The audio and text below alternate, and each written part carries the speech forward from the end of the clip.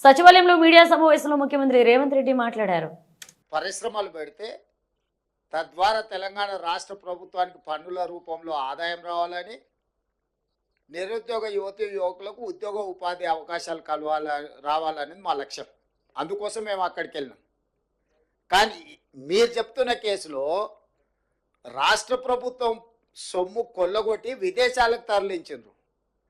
ఇక్కడి డబ్బులు తీసుకెళ్ళి లండన్లో వీళ్ళు పెట్టుబడులు పెట్టిరు వీళ్ళ కోసం. మేమేమో ప్రజల కోసం అక్కడి నుంచి పెట్టుబడులు తీసుకొచ్చినాము. వీళ్ళేమో ఇక్కడ ప్రజల సొమ్మును కొల్లగొట్టి విదేశాలలో పెట్టుబడి పెట్టుకున్నారు. ప్రజల సొమ్ము కొల్లగొట్టిన వాళ్ళ మీద కేసులు పెట్టినాం. ప్రజల కోసం సొమ్ములు తీసుకొచ్చి పెట్టుబడులు పెట్టించినందుకు మమ్మల్ని ప్రజలు అభినందిస్తారు. ఈ రెండింటికి ఉన్న తేడా ఇది. సరే, ఇక వెళ్ళి ఫిర్యాదు చేసిన ఆయన బానిస మనస్తత్వము, ఆలోచన విధానము, ఆయన ఏదో ఒక రోజు ఆ బానిస సంఖ్యలు తెంచుకోవాలని మేము కోరుకుంటున్నాం. ఎందుకంటే ఒక సంవత్సరంన్నర వెనక్కి వెళ్తే వారు ఏం మాట్లాడినరు, వారు ఈరోజు ఏం మాట్లాడుతున్నారు, వారు ఎవరి కోసం తాపత్రయపడుతున్నాడు, ఇవన్నీ మేము అందరం చూసినాం. కాబట్టి ఆ విషయాలతో అసలు విషయాన్ని పక్కదారి పట్టించవచ్చని వాళ్ళు ఏమన్నా అనుకున్నా అది నువ్వు ఇంతకుముందు అడిగిన సమాచారమే. మహారాష్ట్రకు సంబంధించిన రిలయన్స్ సంస్థతో మహారాష్ట్ర ముఖ్యమంత్రి దావోస్లో ఒప్పందం చేసుకున్నాడు, దాన్ని ఎందుకు విమర్శించలేదు అని మీరు అడిగినారు. సేమ్ ఈ నువ్వు ఇచ్చిన సమాచారమే ఆయనకు సమాధానం.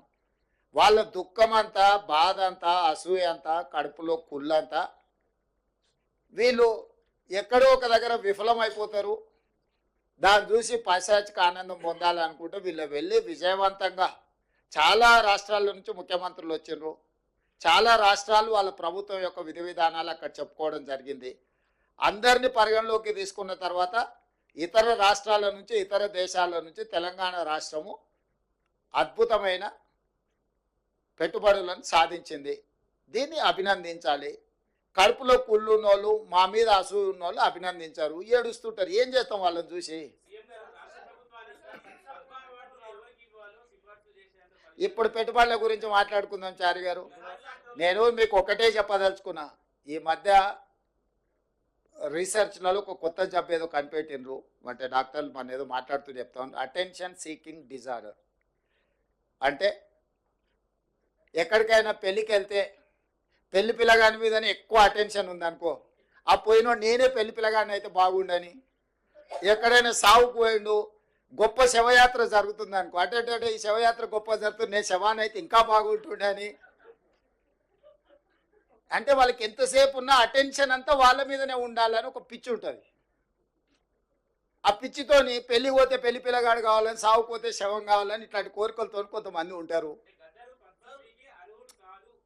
నేను చెప్పేదాన్ని పెట్టుబడుల గురించి. ఈ పెట్టుబడులు ప్రభుత్వము విధి విధానాలు మేము వెళ్ళి ఆకర్షించి పెట్టుబడులు తేవడంతో, అరే వాళ్ళు ఎట్లా ఆకర్షిస్తారు, నేను పోయినప్పుడు ఎవరు రాలేదేంది, ఇప్పుడు వీళ్ళు పోగానే ఇంతమంది వస్తున్నాయింది, ఇన్ని పెట్టుబడులు వస్తున్నాయిందని ఈ అటెన్షన్ సీకింగ్ డిజార్డర్ అనే జబ్బుతోని ఒక ఆయన బాధపడుతుండు, ఇంకొక ఆయనకు మద్దతు ఇస్తుండు. ఇక ఆ సమయం అది ఇక మీరంతా ఏం చేస్తారు? అందుకే మీకు చెప్తున్నా జబ్బు ఉందని.